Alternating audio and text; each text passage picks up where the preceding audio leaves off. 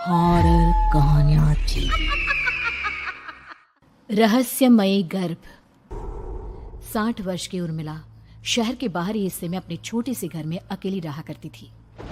एक रात शहर में बहुत जोर का तूफान आया।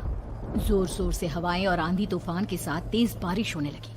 उन आवाजों को सुनकर कोई भी घबरा जाता, लेकिन उर्मिला घर के सारे खिड़की दरवाजे बंद कर गहरी नींद में सो रही थी। रात के लगभग 12 बजे होंगे कि किसी ने उर्मिला के घर का दरवाजा खटखटाया। दरवाजे के खटखटाने की आवाज सुनकर उर्मिला की नींद खुलती है। आखिर इतनी रात को कौन आया होगा? उर्मिला जाकर दरवाजा खोलती है तो सामने लगभग 26 साल की बेहद सुंदर लड़की को खड़ा देख हैरान रह जाती है। कौन हो बेटा, और इतनी रात को इतने भयंकर तूफान में कहाँ भटक रही हो? चाची, आपने मुझे पहचाना नहीं? मैं आपकी दूर की रिश्तेदार शालिनी। अरे हाँ, बचपन में तुझे देखा था। इतनी जवान हो गई है, कैसे पहचान में आती। लेकिन तू यहाँ क्या कर रही है, और वो भी ऐसी अंधेरी तूफान भरी रात में? उर्मिला की बात सुनते ही शालिनी की आंखों से आंसू बहने लगे। वो फूट फूट कर रोने लगी। ये देखकर उर्मिला को कुछ समझ में नहीं आया और उसने शालिनी का हाथ पकड़कर घर के अंदर आने के लिए कहा। जैसे ही शालिनी घर के अंदर रोशनी में आई, उर्मिला की नजर उसके पेट की तरफ गई, जिसे देखकर ये साफ पता चल रहा था कि वो प्रेग्नेंट है। अरे, तू तो पेट से है। ऐसी हालत में इतने भयंकर तूफान में आधी रात को बाहर भटक रही है। आखिर बात क्या है बेटा, मुझे सब कुछ साफ साफ बता। क्या बताऊं चाची, ये सब जिसकी वजह से हुआ है उसके बारे में बताने में भी मुझे शर्म आती है। मैंने घर वालों की मर्जी के खिलाफ जाकर एक लड़के से शादी कर ली थी, पर वो शादी के 1 महीने बाद ही मुझे छोड़कर चला गया। छोड़कर चला गया का क्या मतलब? क्या उसके साथ कोई हादसा हो गया? नहीं, उसे कोई दूसरी लड़की पसंद आ गई और मेरी प्रेगनेंसी की खबर सुनते ही उसने मुझे बेसहारा छोड़ दिया। उसके बाद मैं अपने घर गई, लेकिन माँ पापा ने मुझे घर में कदम तक नहीं रखने दिया। तभी मुझे आपकी याद आई। कोई बात नहीं, कोई बात नहीं। तुमने यहाँ आकर अच्छा ही किया। एक काम करो, तुम आराम करो। वैसे भी ऐसी हालत में इतना घूमना फिरना और इस तरह आधी रात को बाहर भटकना ठीक नहीं होता। प्रेग्नेंट औरत को आधी रात को घर से बाहर नहीं निकलना चाहिए। बुरी आत्माएं उस पर अपना असर दिखा सकती है। और इतना कहकर उर्मिला ने शालिनी को एक दूसरे कमरे में जाकर आराम करने के लिए कहा। लेकिन जैसे ही शालिनी अपने कमरे में जाने लगी, अचानक से उर्मिला ने उसे रोक लिया। एक बात बताओ बेटा, तुम्हारा कौन सा महीना चल रहा है? पेट देखकर तो लगता है कि लगभग 6 महीने पूरे हो गए होंगे। उर्मिला की बात सुनकर शालिनी के होठों पर मुस्कुराहट आ गई।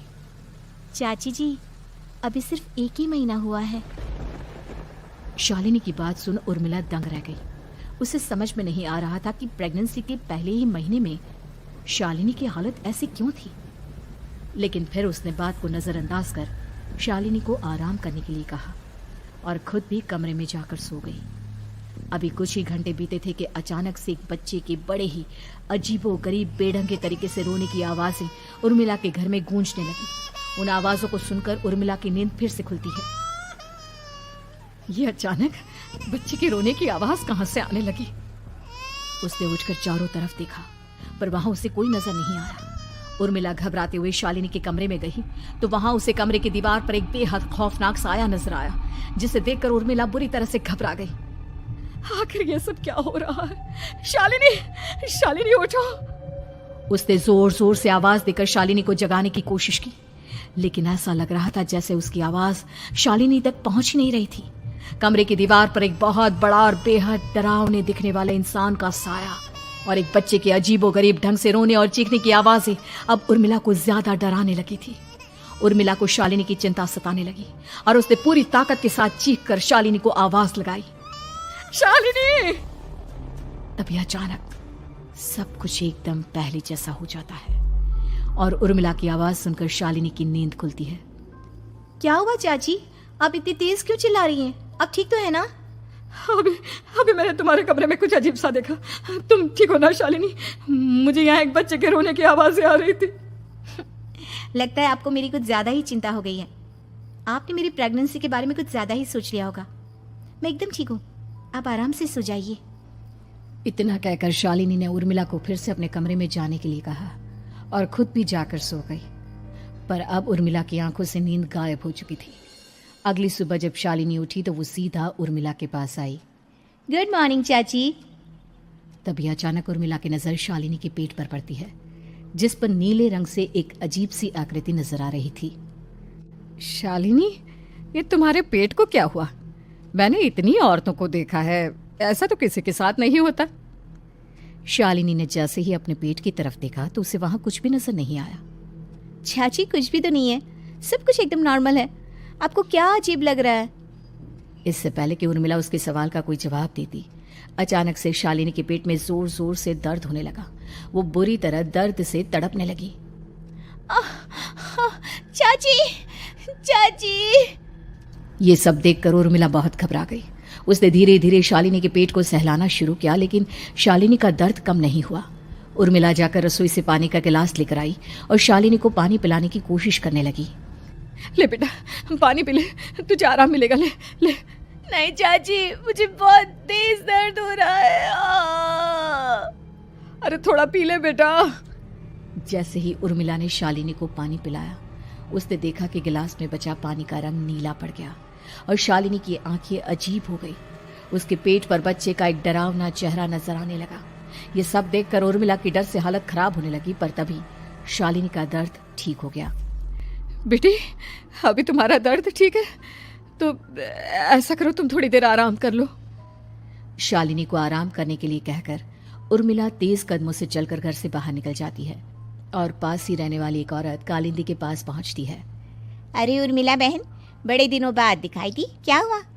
बहुत घबराई हुई सी लग रही हो, सब ठीक तो है ना? क्या बताओ कालिंदी बहन, मेरी एक दूर की रिश्तेदार आई हुई है। वो पेट से है और उसके साथ ना अजीब अजीब चीजें हो रही है।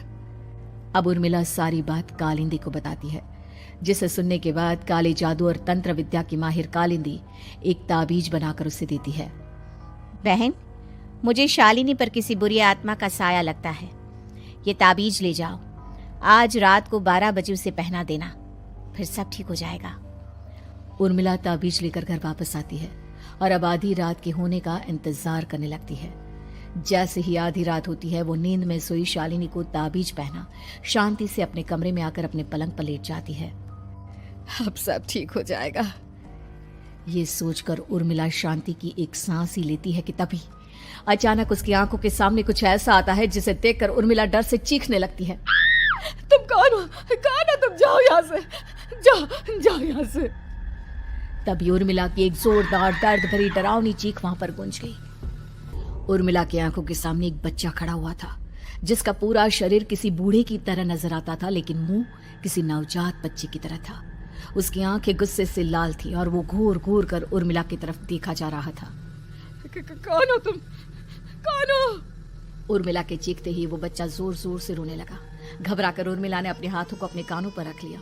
उसकी समझ में नहीं आ रहा है कि आखिर ये सब उसके साथ क्या हो रहा है। कौन हो तुम? कौन हो? क्या चाहते हो मुझसे? जाओ जाओ यहाँ से। आखिर तुम हो कौन? तभी अचानक से उर्मिला के पूरे घर में लाल रंग की रोशनी फैल गई। वो बच्चा धीरे धीरे कदमों से चलता हुआ उर्मिला की तरफ बढ़ने लगा। किसी नवजात पैदा हुए बच्चे के जैसे उसके रोने की आवाज अब उर्मिला के कानों में गूंज रही थी। लेकिन कुछ ही सेकंड में वो चुप हो गया और उसने बेहद खतरनाक आवाज में उर्मिला के सवाल का जवाब दिया। मैं वो हूँ जो अब तक पैदा नहीं हुआ, लेकिन जब मैं पैदा हो जाऊंगा तो वो होगा जो अब तक कभी नहीं हुआ। ये क्या कहना चाहते हो तुम? ऐसा क्या हुआ जो अब तक नहीं हुआ? तबाही होगी, तबाही। सब कुछ खत्म हो जाएगा और ये जो लड़की मुझे जन्म देने वाली है, मैं उसका खून पी जाऊंगा, सारा खून। उस बच्चे की बात सुनते ही उर्मिला बुरी तरह घबरा गई। उसका एक बुजुर्ग आदमी जैसा शरीर, एक नवजात बच्चे जैसा चेहरा, ये दोनों ही बातें उर्मिला की समझ से बाहर थी। तभी वो बच्चा अचानक गायब हो गया। घर का माहौल फिर से पहले जैसा हो गया। लाल रंग की रोशनी भी अब गायब हो चुकी थी। उर्मिला दौड़कर शालिनी के कमरे में पहुंची, जहां वो गहरी नींद में सोई हुई थी और उसके गले का ताबीज गायब हो चुका था।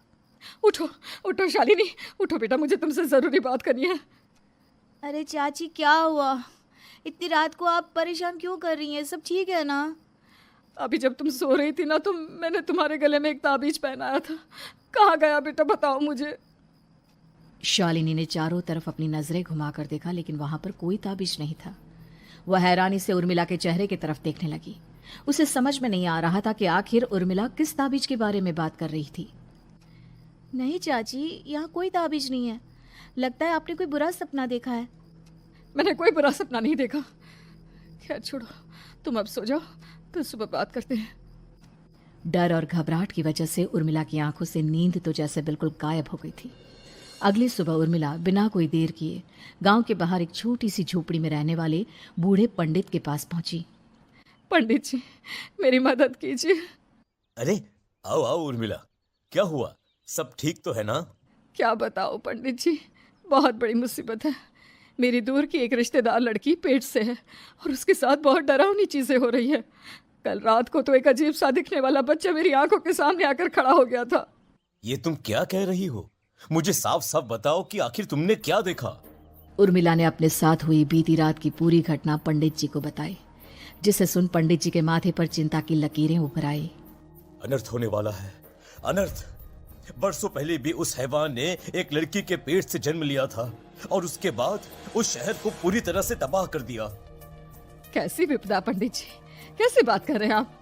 बताइए मुझे, और इसका उपाय क्या है? इसका उपाय तो है, लेकिन बहुत कठिन है। हो सकता है कि उस उपाय को करने के दौरान तुम्हारी जान भी चली जाए। मुझे मेरी जान की कोई परवाह नहीं, पर आप जिस तबाही के बारे में बात कर रहे हैं, बस वो नहीं होनी चाहिए। लाखों लोगों की जान बचाने के लिए मैं कुछ भी करूंगी। तो ठीक है, मेरी बात ध्यान से सुनो। बरसों पहले एक भयानक तांत्रिक ने अपनी तंत्र क्रिया के जरिए एक मासूम लड़की के साथ रिश्ता बनाकर उसके पेट से जन्म लिया था। इस तरह से वो अपने जैसे लोगों की संख्या इस दुनिया में बढ़ाना चाहता था। आपके कहने का मतलब है कि शालिनी के पेट से भी उस शैतान को जन्म लेना है, इसलिए उसने उसके साथ ये सब किया है। ठीक पहचाना तुमने। अब मैं तुम्हें एक ऐसा सिंदूर दूंगा जिससे तुम्हें ले जाकर उस लड़की के पेट पर लगाना होगा। क्या ऐसा करने से सब कुछ ठीक हो जाएगा? नहीं उर्मिला, ये सब इतना आसान नहीं। उस लड़की के पेट पर सिंदूर लगाने के बाद तुम्हें उसका पेट काटकर उस हैवान को बाहर निकालना होगा। नहीं पंडित जी, मैं ये सब नहीं कर सकती। मैं भला एक जिंदा लड़की के पेट को अपने हाथों से कैसे काट सकती हूँ? अगर तुमने ऐसा नहीं किया तो कुछ ही दिनों में वो हैवान उस लड़की के शरीर से जन्म लेगा और उसके शरीर के सारे खून को पीकर अपनी ताकत को बढ़ाएगा। उसके बाद वो धीरे धीरे इस पूरे शहर को तबाह कर देगा। यहाँ पर कोई जिंदा नहीं बचेगा। लेकिन अगर मैं उसके पेट को काट दूंगी तो क्या वो जिंदा बच पाएगी? अगर शालिनी को कुछ हो गया तो, अगर उसकी मृत्यु हो गई तो? ऐसा कुछ नहीं होगा उर्मिला, तुम्हें अपने मन को पक्का करके ये काम करना ही होगा। सिंदूर लेने के बाद उर्मिला झोपड़ी से बाहर निकलने ही वाली थी कि तभी पंडित जी ने उसे पीछे से आवाज देकर रोका। उर्मिला, उस लड़की का पेट काटकर हैवान को बाहर निकालना ही काफी नहीं होगा। तुम्हें ध्यान रखना होगा कि ये सब करते हुए उस बच्चे का जो आधा बूढ़े का शरीर है उस पर सिंदूर की एक बूंद भी ना लगने पाए, क्योंकि अगर ऐसा हुआ तो वो तुम्हें और बाकी सबको कच्चा खा जाएगा। पंडित जी की बात सुन उर्मिला की आंखें फटी रह गई और उसके शरीर में डर की लहर दौड़ गई। फिर भी उसने हिम्मत की। ठीक है पंडित जी, मैं पूरी कोशिश करूंगी कि मैं उस हैवान को वहीं के वहीं खत्म कर पाऊं। इसके बाद उर्मिला तेज कदमों के साथ घर वापस आती है। दिन बीतता है, रात का अंधेरा छाने लगता है। शालिनी खाना खाकर सोने चली जाती है और उर्मिला लगातार उसके गहरी नींद में सो जाने का इंतजार करने लगती है, जिसके बाद उर्मिला दबे कदमों से शालिनी के कमरे में पहुंच गई। मुझे ये करना ही होगा। अब उर्मिला ने धीरे धीरे शालिनी के पेट पर पंडित जी का दिया सिंदूर लगाना शुरू किया। उर्मिला के हाथ बुरी तरह से कांप रहे थे। उसके एक हाथ में चाकू था जिससे वो पेट काटने वाली थी। उर्मिला ने एक नज़र शालिनी के चेहरे की तरफ देखा और फिर डरते हुए उसके पेट पर चाकू चलाना शुरू किया। कमाल है, मैं इसका पेट काट रही हूँ और ये आराम से सो रही है। इसे दर्द नहीं हो रहा क्या? तभी अचानक उर्मिला के कानों में बच्चे की रोने की आवाज सुनाई देने लगी। उसने घबराकर चारों तरफ देखा पर वहां पर कोई नहीं था, बस रोने की आवाज लगातार आ रही थी। उर्मिला बिना रुके लगातार शालिनी के पेट को काटती रही। उसे इस बात का भी ध्यान रखना था कि सिंदूर बच्चे के बूढ़े आदमी वाली शरीर के हिस्से पर ना लगे। कुछ ही देर में वो हैवानी बच्चा उर्मिला के हाथों में था। उसने बड़ी ही सावधानी से उस बच्चे को बाहर निकाला और पंडित जी के कहे अनुसार उसे घर से दूर जलाने के लिए ले गए। पर तभी उसके सामने वही बूढ़े शरीर और बच्चे के चेहरे वाला बच्चा आ गया। अपनी गोद में और सामने भी बच्चे को देखकर उर्मिला हैरान रह गई। मुझे मारोगी? मुझे इतनी हिम्मत कैसे आ गई तुम्हारी? तुम पैदा नहीं हुए हो और मुझे पता है जब तक तुम्हारा जन्म नहीं हो जाता तुम मुझे कुछ नहीं कर सकते। इतना बोलते ही उर्मिला तुरंत उस बच्चे को घास के ढेर पर फेंककर उसमें आग लगा देती है, जिसके तुरंत बाद वो बूढ़े आदमी के शरीर और बच्चे के चेहरे वाला अजीब तांत्रिक का भूत भी वहां से गायब हो जाता है। कुछ देर बाद उर्मिला घर पहुंचती है तो वो ये देखकर हैरान रह जाती है कि शालिनी का पेट अपने आप जुड़ चुका था। शुक्र है भगवान का और उन पंडित जी का, अब सब ठीक हो जाएगा। सुबह शालिनी सोकर उठती है तो अपना पेट देख पूरी तरह घबरा जाती है। चाची, चाची ये सब क्या हो गया? मेरा पेट अचानक कम कैसे हो गया? मेरा बच्चा कहाँ गया चाची? बेटी, वो बच्चा नहीं एक खतरनाक तांत्रिक था जो तुम्हारी कोख से जन्म लेकर सबको मार देना चाहता था। वो पैदा होते ही तुम्हारी जान भी ले लेता, इसलिए मैंने पंडित जी के बताए उपाय से उसका खात्मा कर दिया है। अब सब ठीक है। शालिनी को उर्मिला की बात समझ में नहीं आती, जिसके बाद शालिनी को पूरी बात उर्मिला आराम से समझाती है। अब वो दोनों ही भगवान का शुक्र अदा करती हैं और एक साथ रहने लगती हैं।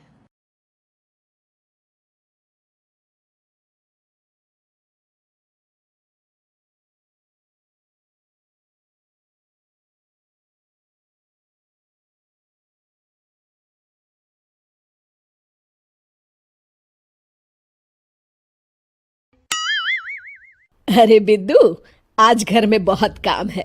आज तुझे स्कूल जाने की जरूरत नहीं है। लेकिन दादी, आज तो स्कूल में मेरा टेस्ट है।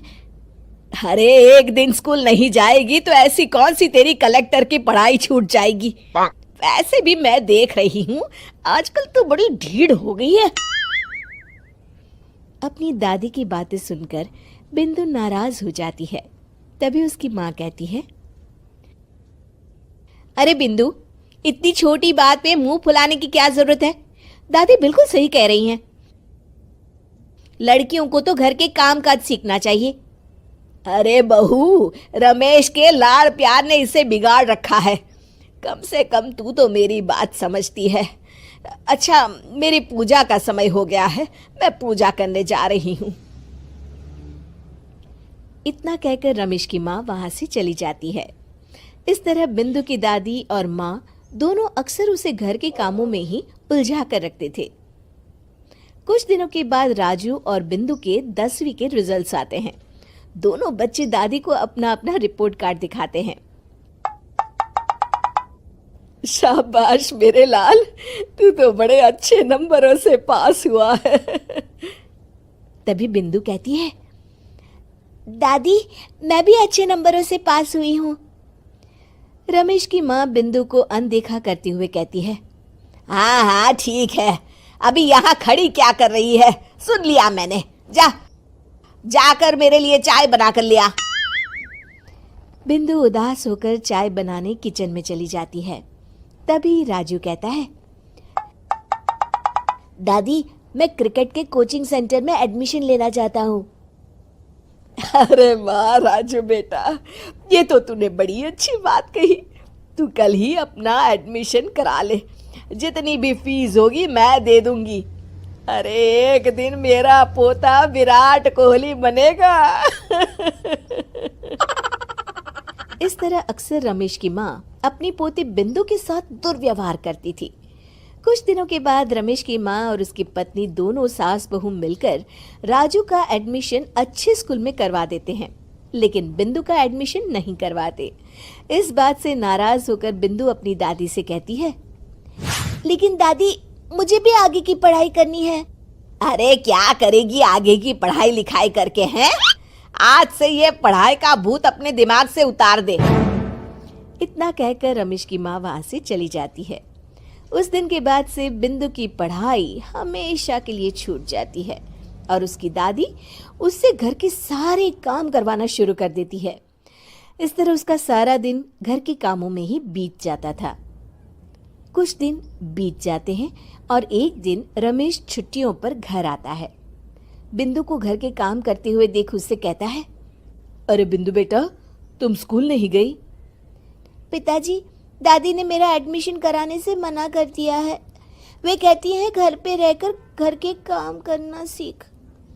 अपनी माँ का ये बर्ताव देख रमेश को बहुत गुस्सा आता है और वो अपनी माँ से कहता है, माँ, ये तुमने क्या किया? आगे की पढ़ाई के लिए स्कूल में बिंदु का एडमिशन क्यों नहीं करवाया? अरे बेटा, लड़की जात है, ज्यादा पढ़ लिख कर क्या करेगी?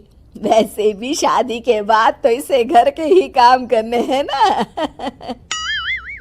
तुम किस जमाने में जी रही हो माँ? अगर कल्पना चावला के घर वाले भी तुम्हारी सोच के होते तो क्या वो पूरी दुनिया में हिंदुस्तान का नाम रोशन कर पाती? इसका स्कूल छुड़वाकर तुम इसका भविष्य बर्बाद कर रही हो, लेकिन मेरे रहते ऐसा नहीं होगा। बिंदु बेटा, कल ही तुम्हारा एक अच्छे स्कूल में एडमिशन करा दूंगा। तुम जितना चाहे उतना पढ़ो। मेरे होते हुए तुम्हें किसी बात की चिंता करने की जरूरत नहीं है। अपने पिता से हौसला पाकर बिंदु खुश हो जाती है और कहती है, जी पापा, मैं खूब मन लगाकर पढ़ाई करूंगी और बड़ी होकर डॉक्टर बनूंगी। ये हुई ना बात। शाबाश मेरी बेटी।